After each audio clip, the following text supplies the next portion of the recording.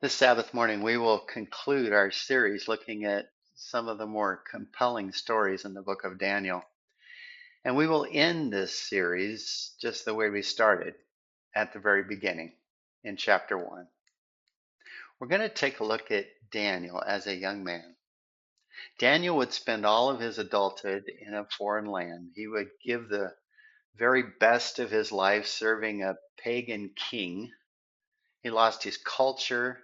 He lost the relationships he cherished the most. He would have to speak a foreign language. He would live and die in a place that most likely reflected his worst nightmare. He would never go home. He even would lose his name. So, what do you do when you end up in Babylon? Because if it hasn't already happened, one day it will. Babylon is where you find yourself when life does not turn out the way that you planned. Maybe that happens in a relationship, even a marriage that you once had such dreams for, and it just goes off the cliff and ends. Maybe it's when your greatest vocational hopes just wither up and die.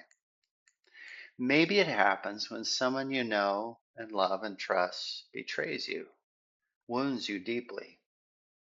Maybe it's when you realize an incessant and precious prayer will never be answered the way that you intended, and you find yourself in Babylon, cut off from life, cut off from the dreams that once held you secure.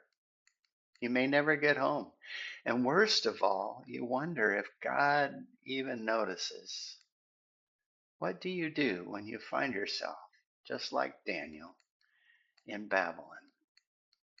When we look at the prophet Daniel, I think we're looking at one of the more spiritually resilient people in all of biblical history. At the beginning of his life, he lost everything.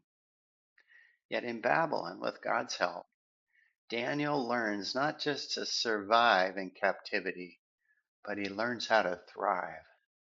So, join me this Sabbath as we learn from Daniel's life what it is that gives people spiritual resilience, or for our purposes, spiritual staying power. I'm Pastor Randy Speyer.